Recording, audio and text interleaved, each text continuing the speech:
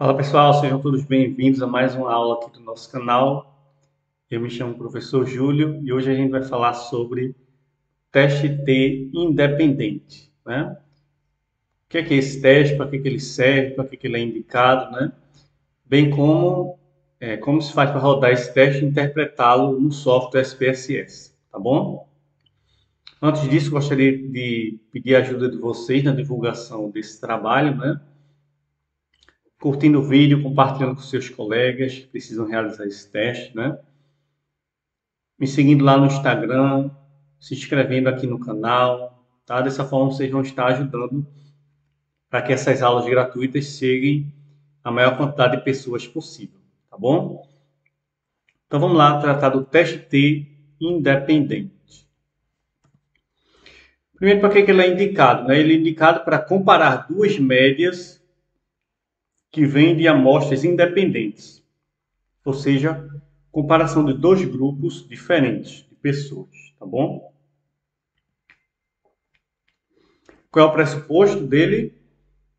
A distribuição amostral da diferença entre os scores deve seguir uma distribuição normal, né? Como eu falei lá na aula do teste pareado, se eu tenho uma amostra muito grande, eu não preciso me preocupar muito com esse pressuposto, tá?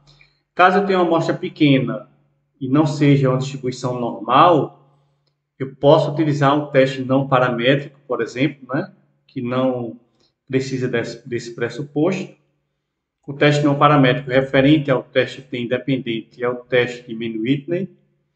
Ou eu posso realizar o teste T independente normal, paramétrico, com a reamostragem, né, com a ferramenta de Bootstrap, tá? Que é um método robusto, onde eu faço o teste sem precisar me preocupar com o pressuposto da normalidade dos dados.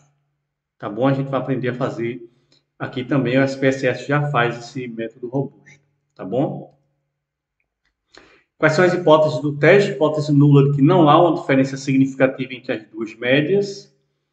E hipótese alternativa de que sim, há uma diferença significativa entre as duas médias. Sabendo disso, qual seria a minha decisão?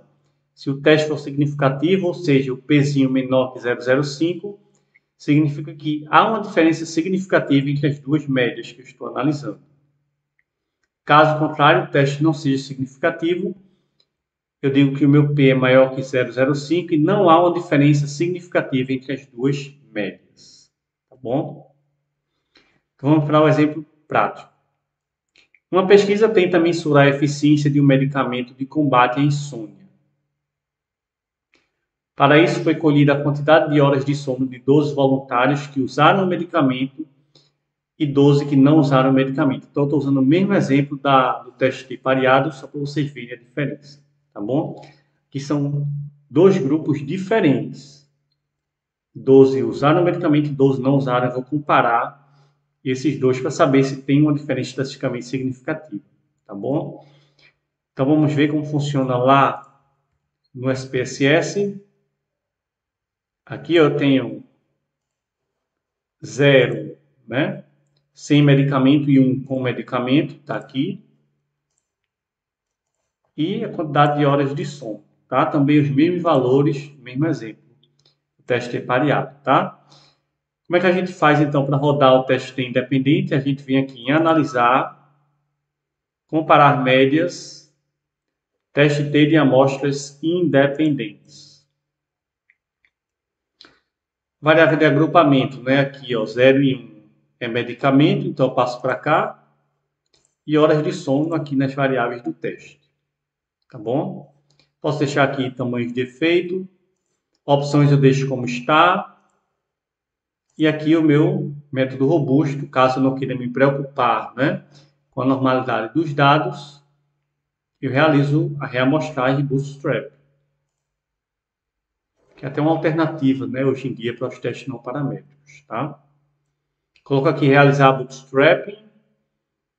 Intervalo de confiança eu marco o segundo aqui, ó, correção, né, do PCA.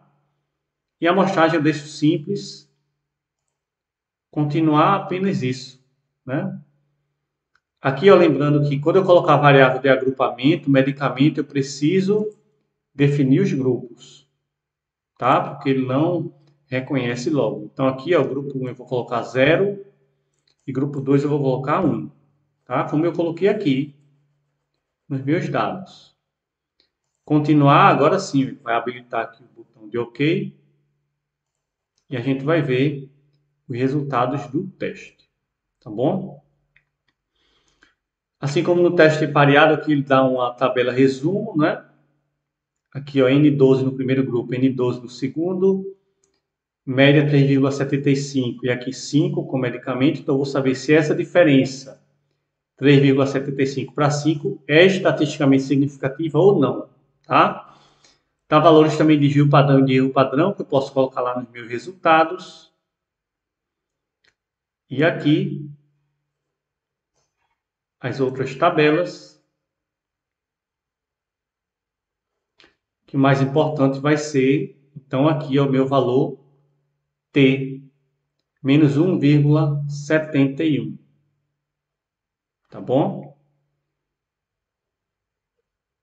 E aqui, o meu Pzinho, 0,101.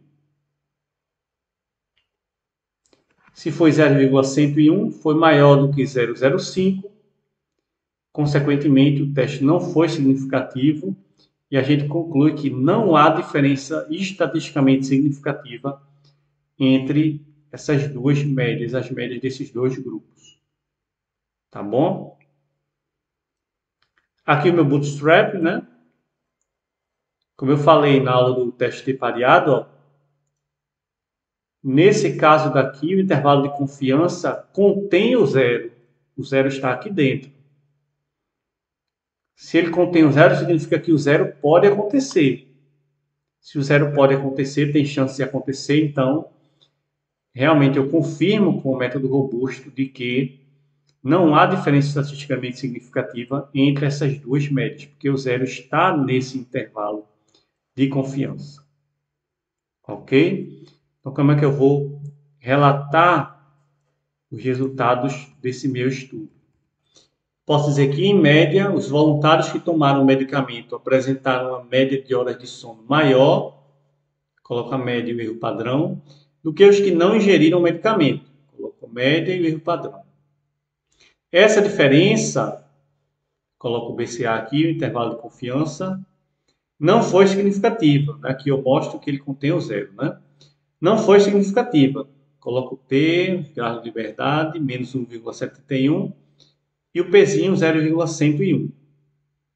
Ou seja, posso concluir que não houve uma diferença estatisticamente significativa entre a média de horas de sono dos que tomaram e dos que não tomaram o medicamento. Tá? Ou seja, você tomar ou não o medicamento não afeta as suas horas de sono. O fato de você tomar o medicamento não vai afetar na quantidade de horas de sono. Tá bom? Então, essa foi a nossa aula sobre teste T independente. Espero que tenham gostado, que tenha ajudado vocês. Caso tenha ficado alguma dúvida, podem colocar aqui nos comentários que a gente tenta responder. Tá bom? Então, obrigado a todos e até a próxima aula.